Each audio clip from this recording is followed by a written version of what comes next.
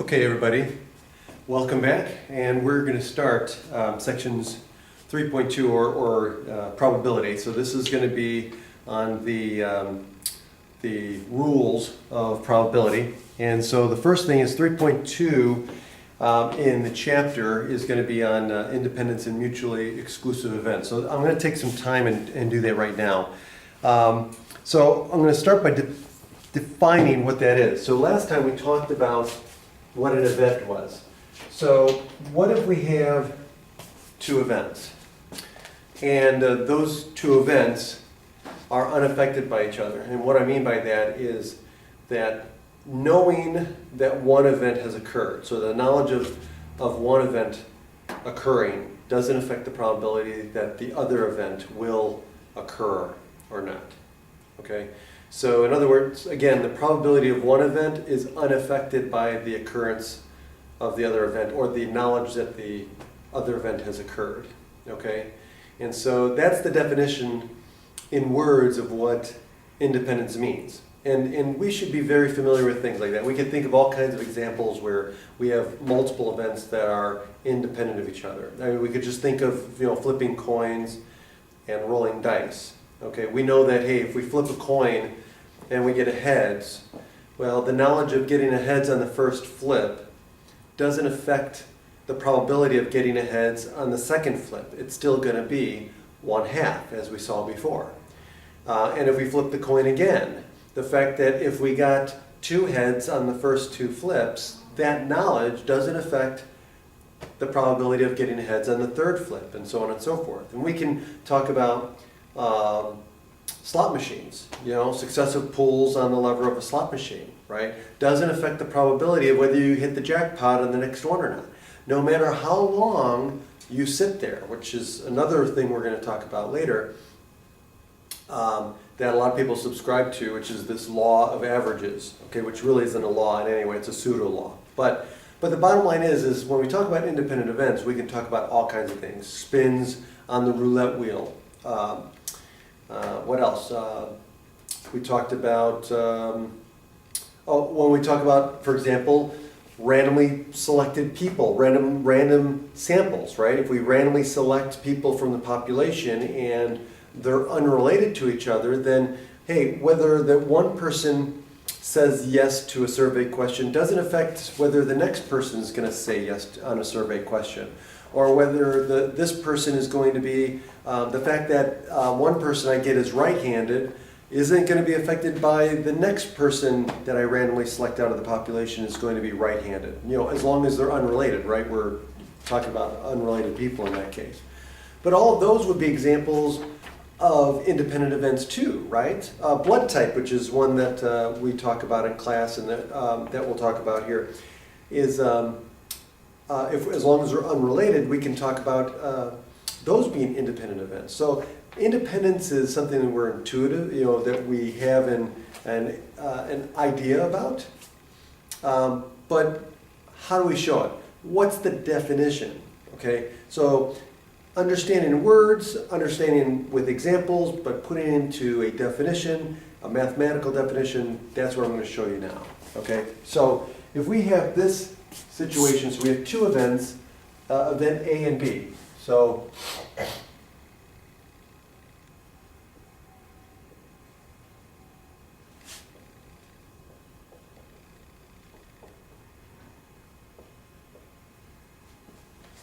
and so we have these two events, okay? We would say that A and B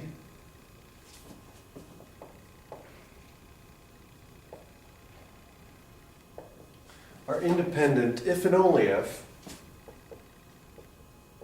and I abbreviate that with IFF, that's a typical abbreviation for if and only if, which means that it has to go both ways, okay? It's what we call biconditional. So if and only if, one, the probability of A given B, so the conditional probability that we talked about before, the conditional probability of A given B is the same as the probability of A. And two, the probability of B given A is the same as the probability of B. That's the definition of independence. Okay? So otherwise, A and B are dependent. Okay? So it has to satisfy both of these conditions in order for two events to be independent of each other. Okay? And so let me explain what this means. So in other words, if two events are independent, it doesn't matter whether I know that one event has occurred or not. It's going to affect the probability of the event. None. It's not going to affect it at all, is what I mean to say. Okay? So in this case here, just think about it. We're saying that, hey, whether I know that B has occurred or not, doesn't matter. The probability that A occurs, given that B occurs, doesn't matter. Or the knowledge of B doesn't matter, which means that whether B occurs, whether I know that B occurs or not, it's going to not affect the probability of A. So you'd expect that this probability would be the same as just the probability of A if we didn't know anything, right? So remember, conditional probability is based on given information, right? Well, if the two events are independent of each other, then the given information doesn't matter, okay? And it doesn't affect the probability. So in other words, this probability should be the same as this probability. And likewise, this probability should be the same as this probability. Now, if either one of these are not true, then they are not independent. Thus, they're dependent.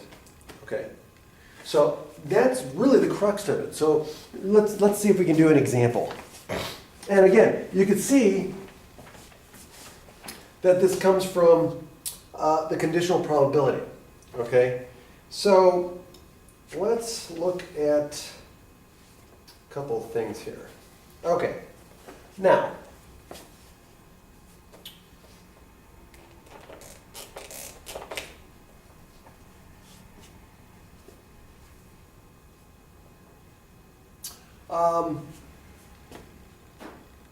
let me see here. Yeah, I'm going to leave it there. I'm not going to say. So let's talk about, before we go on to an example, let me talk about the idea of with replacement and without replacement. Okay, so there are some situations where the information about the probabilities will tell us whether we can consider them independent or not. Okay, so this comes up a lot in the problem, the way the problem's written. When we talk about a situation where we're doing with replacement, what does that mean? Well, with replacement, let me see if I have room here. Yeah, so with replacement means this.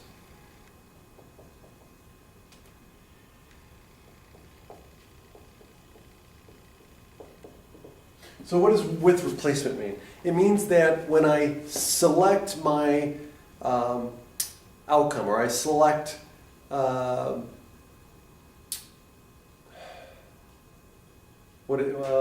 me see this, let me put it this way.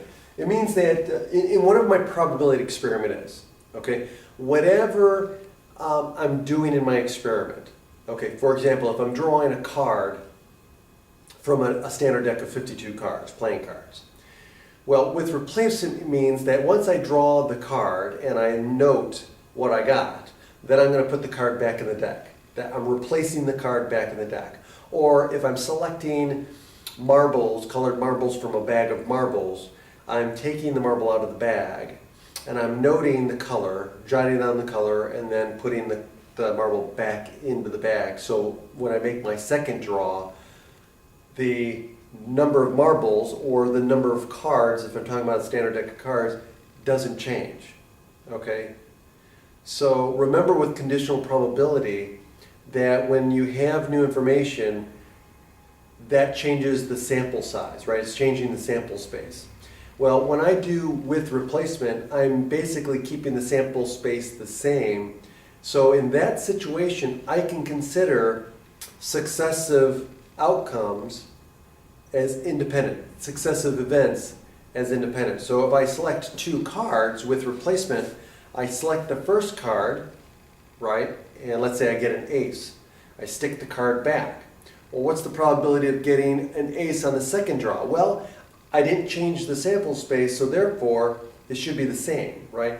And so whenever we talk about with replacement, we can also consider that successive events in that experiment are independent. So in those cases, we can consider independence as being given to us. As opposed to being without replacement, we are not putting the card back in the deck if we draw a card, or we're not putting the marble back in the bag if we take a marble out of the bag. That's without replacement, okay?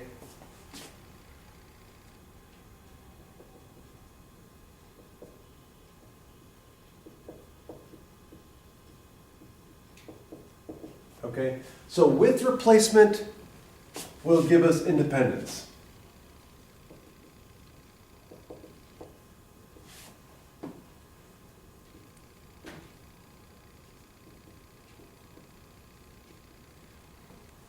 Okay, so that will give us independent events as opposed to without replacement. This will generally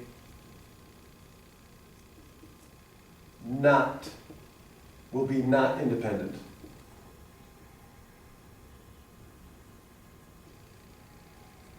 Okay, especially for sample sizes that are small compared to the population.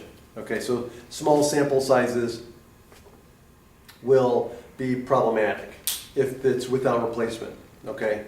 And we'll talk about that at a later time as far as when we can get independence in a little bit. But just remember that with replacement, will give us independence of events, especially if we're talking about successive draws of a card or successive pulls of marble, things like that, okay? Anything of that context. If we're talking with replacement, we can consider independence of the events, successive events. Without replacement, generally, that's not going to be dependent. Okay, but again, we'll talk more about that later on. Let's see here.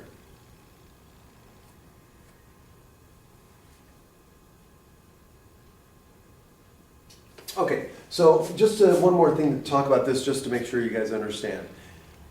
Without replacement, like I was talking about with replacement, is that if you consider without replacement, that means we are changing the sample space. So if I select a card, if I have 52 cards in a standard deck, and I select a king, right, out of the deck, and I'm not replacing the card back in, well then what is the probability of getting a king on the second draw? Well, it's not 4 out of 52 anymore, okay? It's 3 out of 51. So I'm going to get a different probability on the second draw. So those automatically are not dependent, or excuse me, independent. So that's an example. We're going to do more examples of that, but I wanted to explain to you guys this related to as far as definition of independence, okay? So this will be like what to look for in the wording of the problem. Will tell you, hey, can I assume that these are independent events or not? Okay, so that's going to be important, and also you can test that, okay, using the definition here. Okay, so let's move on. So let's do an example here. Okay, so let's do an example, and let's say, suppose we have a standard, well-shuffled deck of 52 cards, and of course we have the 4 suits, jacks, clubs, spades, and diamonds. 13 cards in each suit, right? We have ace, 2, 3, 4, 5, 6, 7, 8, 9, and 10, and then we have the 3 face cards, jack, queen, and king.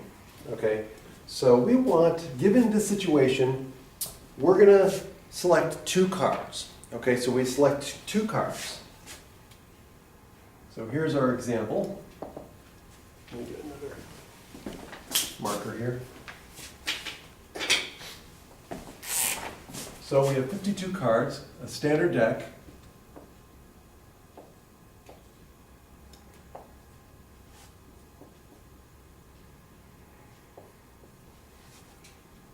Okay, so we have a standard deck, and we're going to select 2 cards.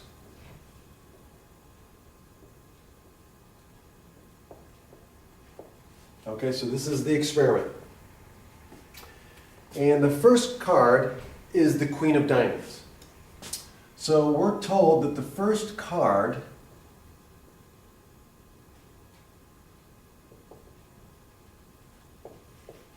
is the Queen of Diamonds.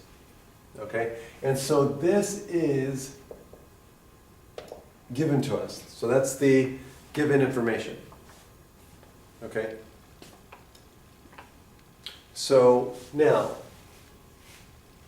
can we see that? I just want to make sure we can see that. No, I don't think we can see that. Let me move it over a little bit. Well, okay. So anyway, I think you can see it. I'm not sure, but anyway, we'll continue on. So we have this situation here. So now, given that, it says A, find the probability of selecting a queen on the second draw if the first card is replaced before the second card is drawn. So this is with replacement, okay? So A is with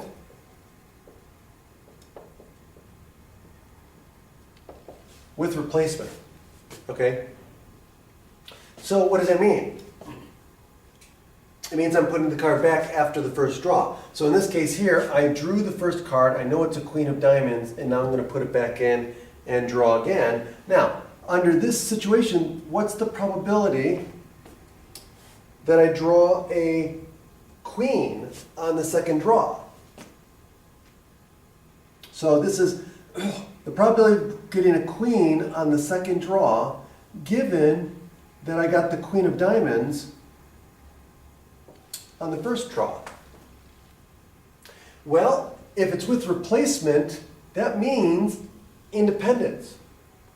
The probability is not changing. So I can say that the first and second draw, those events are independent of each other. So in other words, it's just going to be the probability of getting a queen. And so what's the probability of getting a queen? How many queens are in the deck? Well, I have 4. So it's going to be 4 out of 52 cards. So it's just going to be 4 out of 52. And so what's 4 out of 52? Well, if we just go get our calculator, we get 0.077. So 0.077. And that's it. So that's part A. So that's an example of with replacement. Okay? Now, what if we do the next one?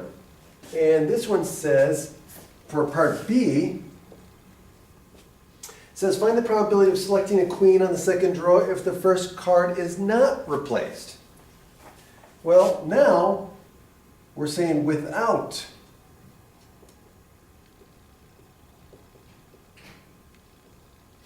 replacement. So that means we cannot treat the 2 draws as independent events. So that means we're not going to be able to simplify this using this definition. So we're going to have to use the definition of conditional probability. So it's going to be queen on the second draw given that we got a queen of diamonds on the first draw. Okay, which means how many cards are left in the deck? Given, if I know I got a queen of diamonds, so I got a queen on the first draw, right? So that's all that matters is this is a queen, right? So really, the suit doesn't matter at this point. So all I know is I got a queen on the first draw. Well, how many queens are left in the deck for the second draw if I'm not replacing it? The answer is 3. So now I only have 3 cards in the deck that are queens out of how many cards are left after the first draw? Well, 1 less. So notice that the sample space has changed. The sample size is now 1 less. So the probability has changed. So this is definitely not independent as we suspected. So now, 3 out of 51 gives us what? 0.589. or it's not 0.589, it's 0.059, that's what I meant, 0.059. Got to make sure it makes sense, right? Okay, notice that here, the probabilities are definitely different. Okay, so in this case, without replacement just basically shows that they are not independent events, whereas in the first case, they are independent in that case. So there's the difference between having with replacement versus without replacement. Okay, so keep that in mind when you're working on these problems. Okay. Okay, so let's do this. Suppose let's use this one now.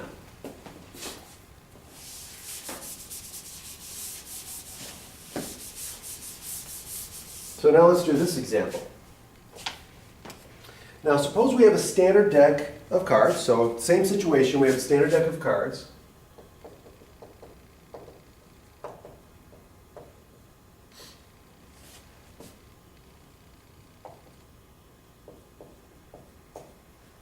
Okay, we have 52 cards. And again, there are 13 cards in each suit, and everything's the same. Let's see here.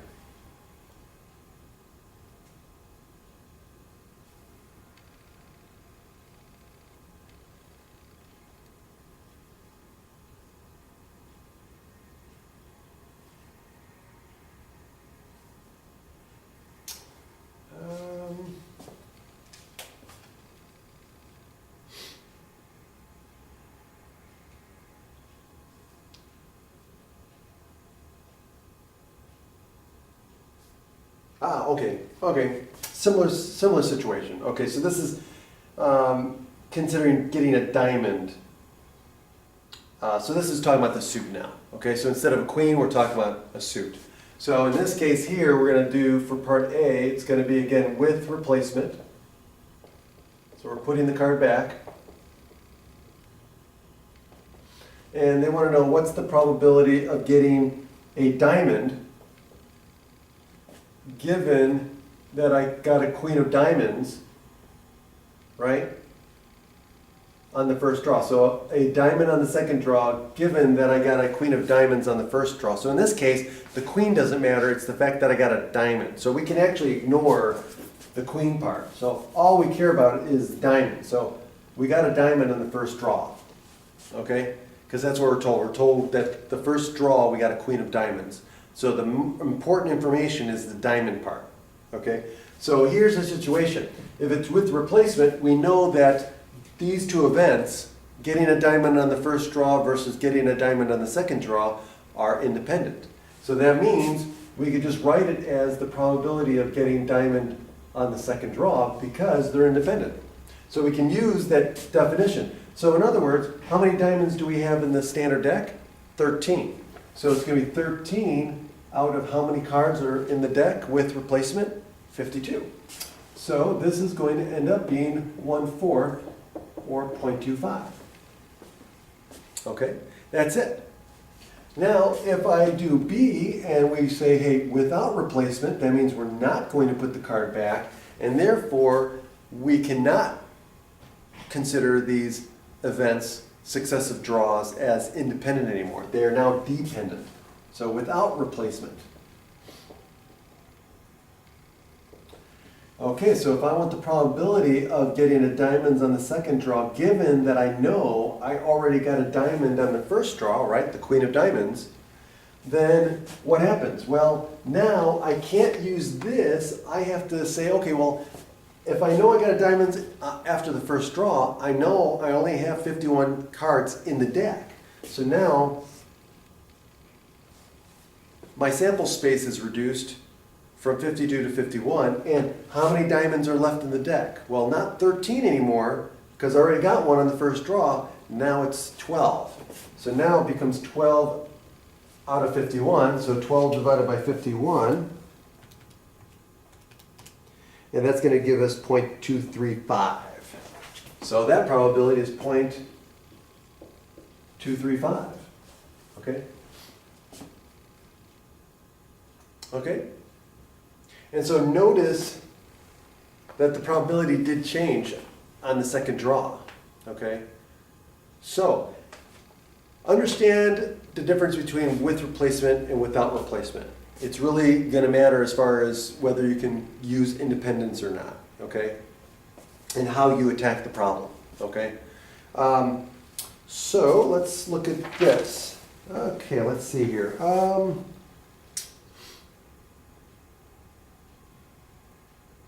Let's use this one. Okay, so let's say, another example, we have this situation. So let's say I have in a large metropolitan area, okay, it is known that 45% of all voters are registered as Democrats, okay? That percentage right there is our probability. So in a large metropolitan area, so think of a large sample space, right? A large population, okay? They're saying that the probability that a randomly selected individual will be a Democrat is 0.45, okay?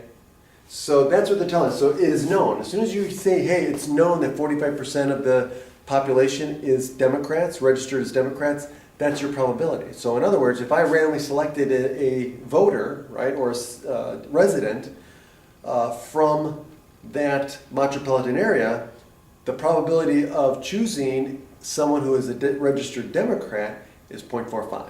Okay, so that's the first thing you need to know when you attack this type of problem, is that they're giving you the probability of, in this case, being a Democrat is 0.45. That's right off the bat. That's what you know, okay? Now, suppose you select two voters at random, okay? So now you're going to select two voters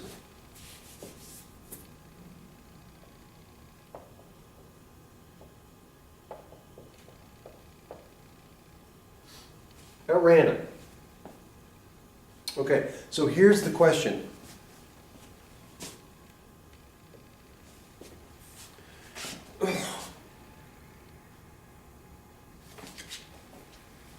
So the question is can we assume that the two events, the event that the first person is a registered Democrat and the event that the second person is a registered Democrat, as independent events? And the answer is yes, because we're talking about a large metropolitan area, okay? So if we select one person out of the population, right, and we ask them, hey, are you a registered Democrat? And they say yes, okay? Even if we take them out of the population and we don't count them again, right? We don't want to ask the same person twice, right? That, you know, if we randomly select somebody and we get the same person twice, that would not be good. So we're talking about two different people, right? So, but if we're talking about a large population, then chances are, well, if we take and ask somebody and take them out of the population, it's not going to change the sample size very much. In fact, very, very small. So in those cases, practically speaking, we can assume that those are independent events. Okay? So in this case, we can assume that the probability of any person randomly being chosen, whether we choose one person, two people, or three people, we can treat those as independent events. Okay? So keep that in mind. So in this case here, we want to know what's the probability that both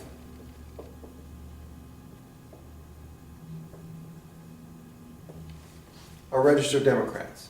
So the first thing is we want to write this in a way that we can deal with it. Okay? So, well, that means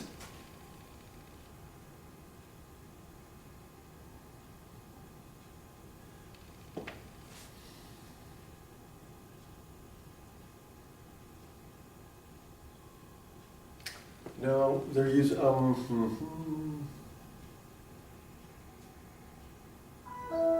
oops. Oh, that's the,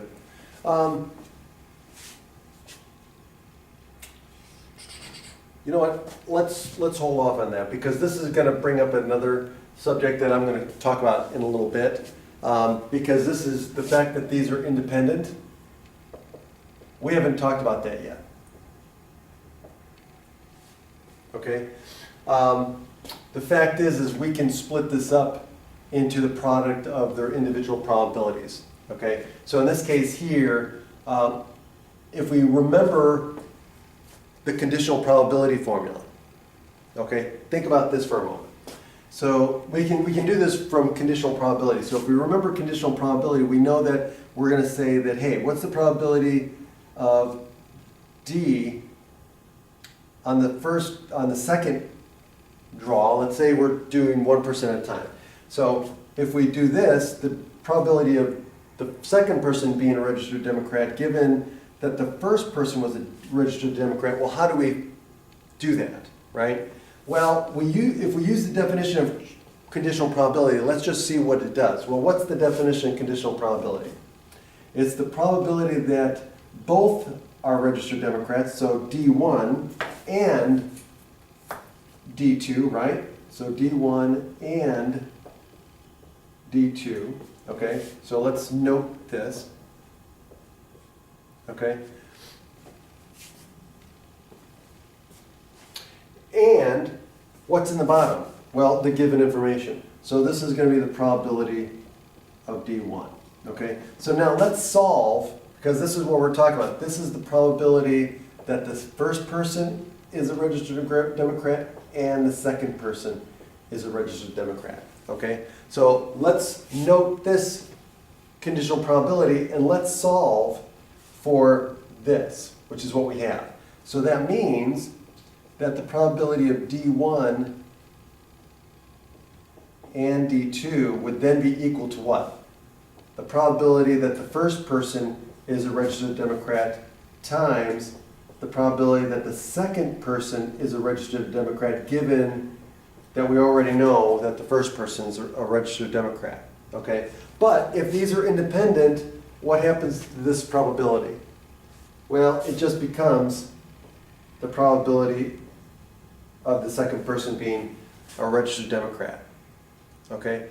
So in other words, this here just becomes the probability of the respective events. So the product of the respective probabilities. So it'd be P of D1 times the probability of D2.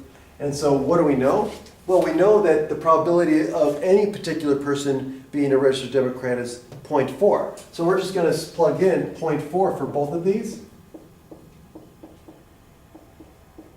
And so the probability that they're both registered Democrats is just going to be what? 0.4 times 0.4, which is going to be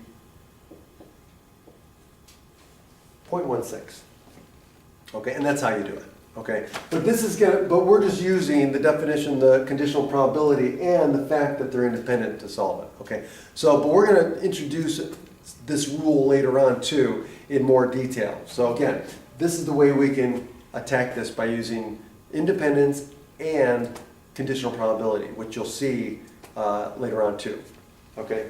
Okay. So let's move on. Let's see here.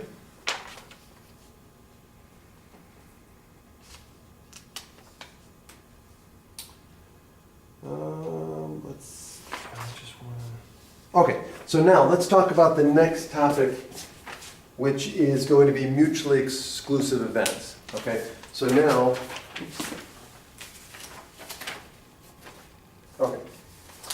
we're going to talk about mutually exclusive events.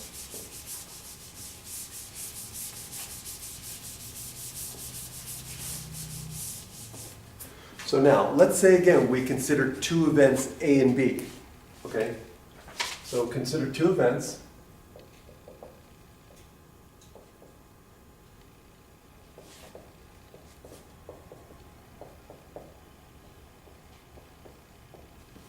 Okay, if we have two events then they are mutually exclusive if they cannot happen at the same time.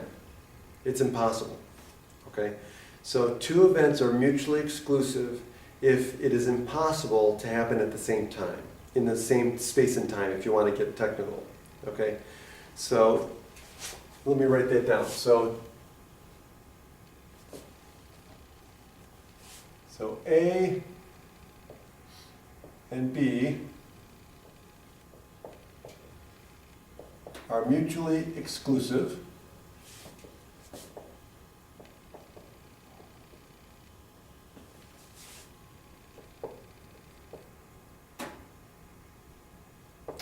if and only if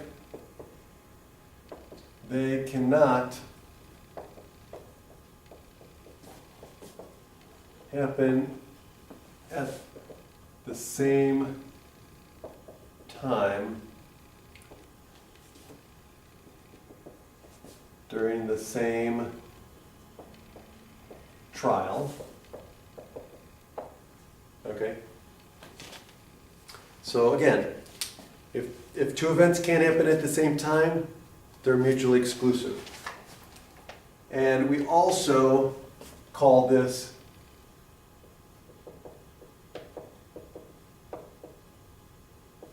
disjoint. Okay, so you'll hear that term interchangeably. Sometimes I say disjoint events or mutually exclusive events. They're saying the same thing. Okay, so that's what the definition of mutual exclusivity means. So two events are mutually exclusive if they can't happen at the same time. So in other words, the probability of A and B, right? That's what that means by happening at the same time. So the probability of A and B, so in other words,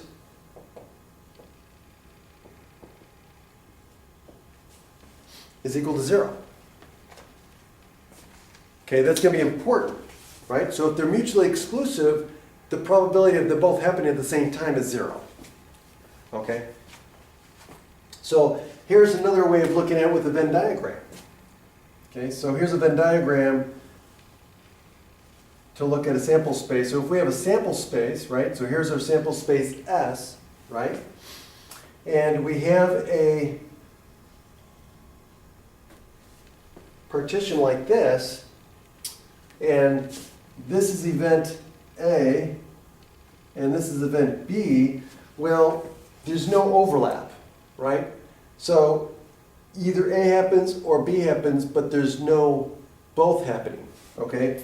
So, or a better way of using it, just see, this is just to use circles. So let's say I have this situation here, and this is A, and this is B. And so let's say this is the roll of a die, right? So let's say we're rolling a die. And so let's say again we have 1, 2, 3, 4, 5, and 6. Let's just have that, okay? So here are the possible outcomes. So let's say we have these two events, okay? So event A is getting a 1, 2, 3, or 4. Event B is getting a 4, 5, or 6. Well, these two events would not be mutually exclusive because it's possible that A and B can happen at the same time. In other words, I could get a 4. If I get a 4 on the roll of a die, event A and B has occurred. Okay? So this would be an example of two events that are not mutually exclusive. Because why? There's an overlap here as far as when A and B occur together. Okay? As opposed to if I had this situation,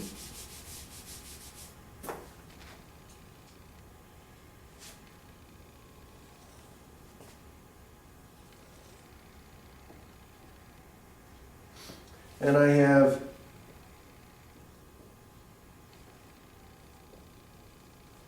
these two events. So event A is I get an odd number, right? 1, 3, and 5 on the roll of a die. And then B is I get a 2, 4, 6. I get an even number. Well, these two events are mutually exclusive They cannot happen at the same time. I can't get an even number and an odd number on one roll of a die. Okay, does that make sense? I hope so. This is the best way of me showing that, hey, these are mutually exclusive events. Okay? So that's all you really have to know, is that in order to be mutually exclusive, they can't happen at the same time. In other words, the probability of them both happening at the same time is 0. Okay? And here's a great example of what I mean by that. Okay? So those are mutually exclusive events. Also, other types of mutually exclusive events, getting a heads and a tails on one flip of a coin. Those two events are mutually exclusive, right? They can't happen at the same time. Okay? So just be aware of what it means to be mutually exclusive.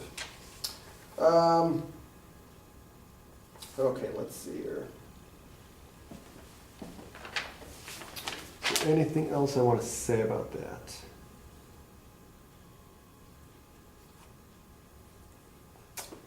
Okay, so let's use this as an example.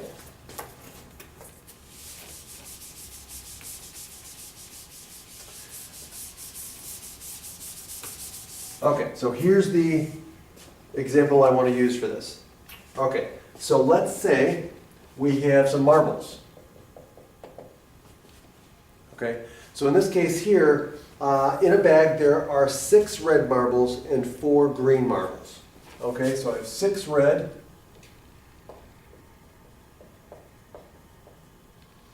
and I have 4 green marbles.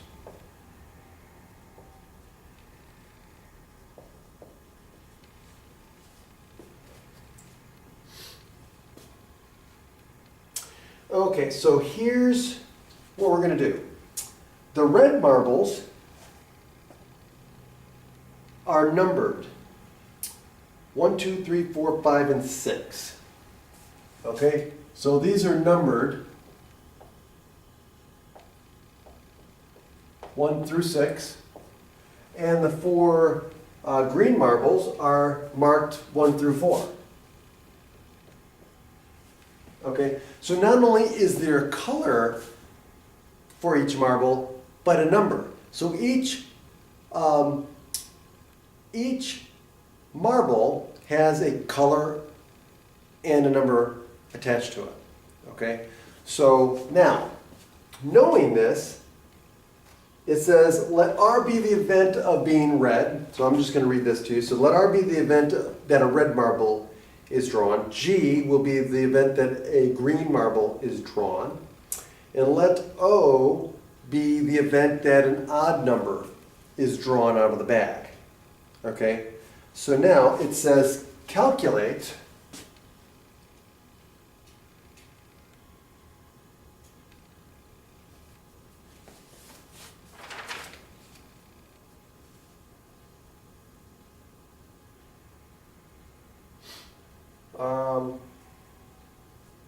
let's see here.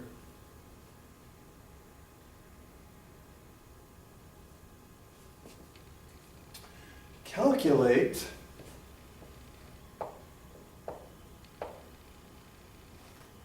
the probability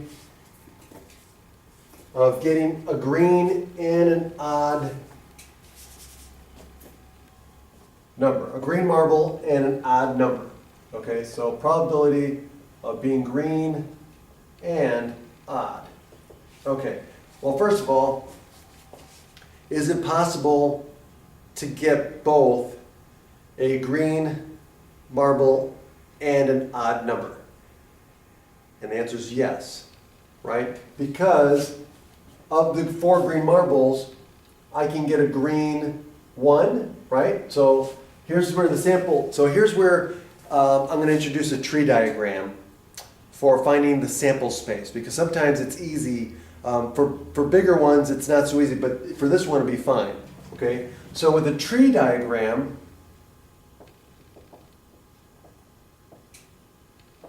I have two things. Remember, there's 2 different things going on. There's a color of the marble and a number, right? So each marble has a color associated with it, and a number associated with it. So let's do color first. So if we do color at one level, right, either the color is either going to be green, right?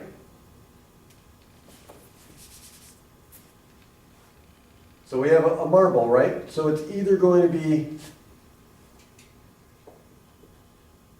green or red, right? And then the second level of categorizing is going to be the number. 1, 2, 3, 4, 5, or 6, right? And then with the red, it's either going 1, 2, 3, 4. Oh, hold on. Other way around.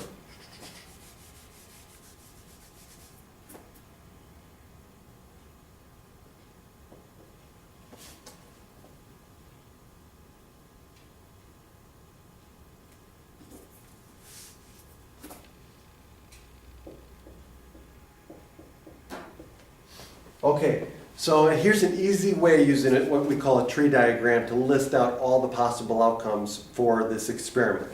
All you have to do is, this is the tree, and so this is your starting point, and so all you have to do is go down each branch, and it'll give you all the possible outcomes. So if I go down this branch to the greens, I can get a green 1, so that gives me G1.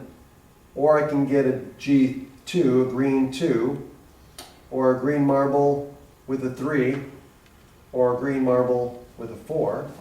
And then, or I can go down this branch with the red, and I can get a red 1, a red 2, a red 3, a red 4, a red 5, or a red 6. And so I end up with all of these as my possible outcomes. And this will work for anything like this that's manageable. Once you get to like 3 or 4 different categories where you're looking at, then the tree can get out of hand. So, and then that's where our counting principles we'll talk about later on will come in. But right now, this will work perfectly for this one. So here's all the possible outcomes I can get on one draw of a marble. Okay, so now with this in mind, what's the probability of getting a green and an odd? Well, it's going to be, I can get this one or this one, right? Out of how many possible outcomes? Well, I have 1, 2, 3, 4, 5, 6, 7, 8, 9, 10 outcomes. Because what? I have 10 marbles in the bag, right? So it makes sense, okay? So this is going to be 2 out of 10, or 0.20. Okay. Now the question is are the two events mutually exclusive? Well, the answer is absolutely not, because why? If they are mutually exclusive, this would be 0, right? And it's obviously not 0. So again, we do get outcomes that are both. So therefore, they are not mutually exclusive. Okay.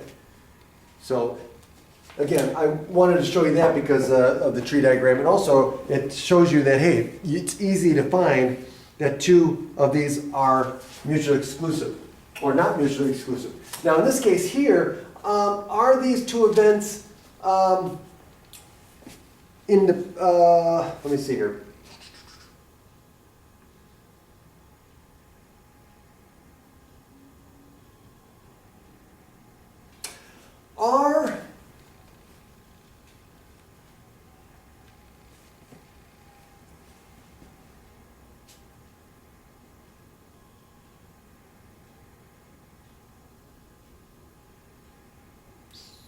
Let me think. No, I don't want to go there. Okay, so we'll start with that. Okay, so that's mutually exclusive. Let me see if we have another example that I want to do.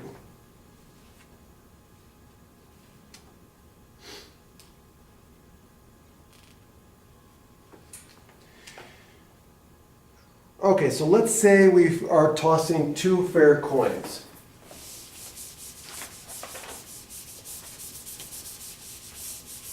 Okay, so here's the example. We're going to toss 2 fair coins. So this will be the last example I want to do on this one. So we have 2 fair coins, so we're tossing 2 fair coins.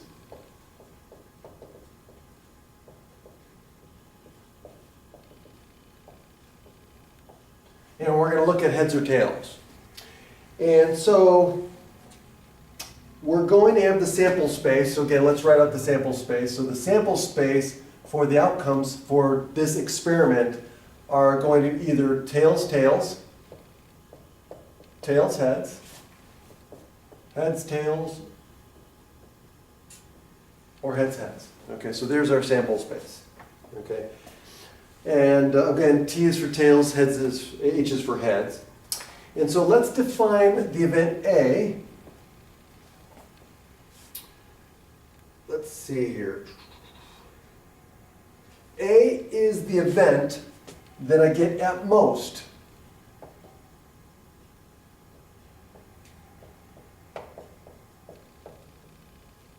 one head, or excuse me, one tail. Okay, that's event A. So I run my experiment and I'm saying, hey, A is the probability that I get at most one tail. Okay, so then A, so let's write this as a set, right? So what are the outcomes that will give me A, right? At most one tail. That means I could have 0 tails or I could have 1 tail. Well, how many ways can I get 0 tails? Well, that's HH. And then how many ways can I get 1 tail? Exactly 1 tail. Well, that's going to be this one or this one. So that's going to be HT and TH. So any one of these outcomes, if they occur, A has occurred. Okay? So now, let event B be the event of getting all tails. Okay, so what set is that going to include? Well, there's only one way of getting all tails. It's going to be that one, right? So now we know the probability of A is what? 3 out of the 4, right? Just using our definition of probability. So it's 3 outcomes give me that out of the total possible outcomes, so 0.75. And the probability of B then is, well, 1 out of 4, or 0.25, right? Okay. Now, let's C, right? Okay, so let's C equal the event of getting all heads. Okay? So this is all heads. And that's going to be the set of just one outcome, right? It's going to be H, H, right? That's the only way I can get 2 heads, okay? All heads, okay? Now, here's the thing. What 2 events are mutually exclusive? What 2 events cannot happen at the same time? In other words, they have nothing in common as far as what outcomes will give them that event, right? So it should be clear that if we look at these 2 sets, A and B, that A and B are mutually exclusive because they have nothing in common, right? There's no outcomes in here that are also in here. So there's no way that A and B can happen at the same time. So A and B, right? So in this case here, A and B are mutually exclusive. Or disjoint. Okay? That should be clear from our discussion. Okay? What else?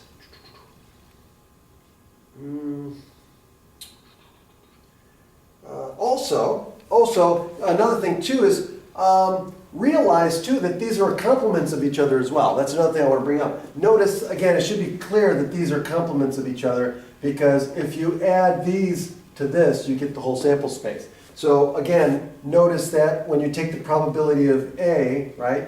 Probability of A plus the probability of B, you get 1, right? So that means they're complements of each other. And you can see that from the sets, right? If you put these 2 sets together, you get S, the sample space. Okay? So these are complements also. Okay. So I think that's all I want to do for the case of just introducing independence and mutual exclusivity, mutual exclusive events. Let me see here. Yeah, that's it. That's it. So next time, in the next video, I'm going to take the next step, which is now that we know what independent events are and what mutual exclusive events are, the next video is going to go into the general rules of calculating probabilities. That's where we're going to start talking about the connectives and an or. So in other words, what do we do when we're asked to calculate the probability of A and B, or calculate the probability of A or B? And so you've seen a little bit of that now. Next video, we're going to actually define it, and we're going to discuss the general and simplified rules of those types of probability questions. So again, I'll see you next time, and enjoy the rest of your day.